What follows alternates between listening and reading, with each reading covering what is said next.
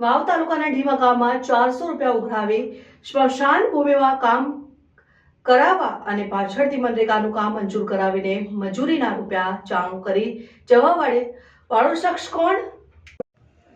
વાવ તાલુકાના ઢીમા ગામમાં 400 રૂપિયા ઉઘરાવી સ્મશાન ભૂમિ કામ કરાવેલ અને પાછળથી મનરેગાનું કામ મંજૂર કરાવીને મજૂરીના રૂપિયા ચાવ કરી જવાનો વાળો શખ્સ કોણ?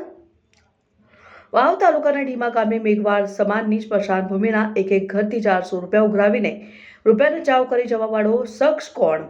મનરેગાના કામમાં જોબ કાર્ડ ઉપર મજૂરી કરતા લોકોના રૂપિયા કોણ ખાઈ ગયું? અધિકારી જવાબદાર કે કોઈ વચેટિયાઓ? ત્યારે આ ગરીબ લોકોની મજૂરીના રૂપિયા કોણ આપશે? એવું ઢીમા ગામમાં દરેક સમાજના લોકો દ્વારા જણાવવામાં આવ્યું અને 96 ઘરમાંથી એક જ પરિવારને મનરેગા કામની મજૂરીના રૂપિયા મળ્યા હતા એવું નામજોગ અરજદાર દ્વારા લિસ્ટ પણ આપ્યું છે.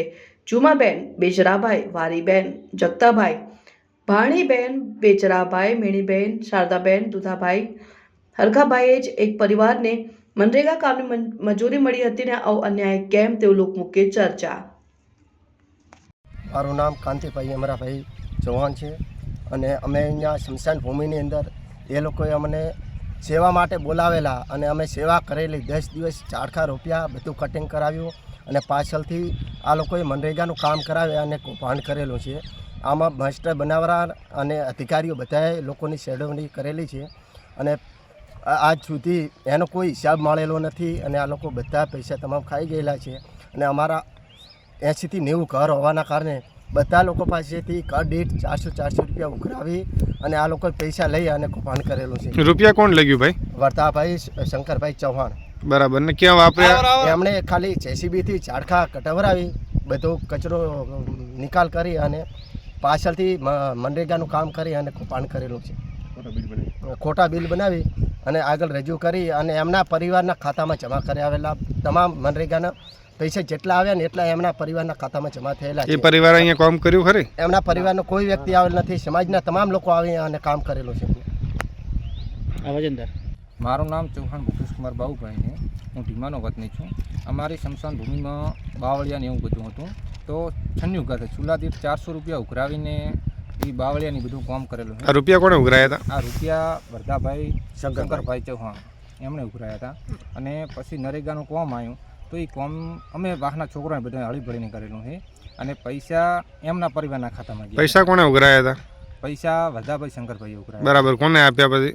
પૈસા પછી જીસીબીનો જે કામ કર્યું એ થયું પણ એ પૈસા અમારા ઉઘરાવેલા હતા. જે નરેગાના પૈસા આવ્યા એક ઘર પછી કેટલા રૂપિયા ઉઘરાયા? એક ઘર 400 રૂપિયા પર સુધારી કયા બાબતમાં ઉઘરાયા અને શેના માટે વાપર્યા પૈસા?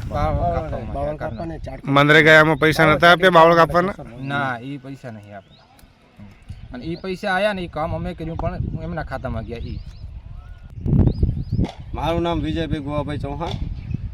ઢીમા હરિજન વાસ સ્મશાન ભૂમિની અંદર 2020થી કરીને 2024 સુધી માસ્ટરો ભરાયેલા છે.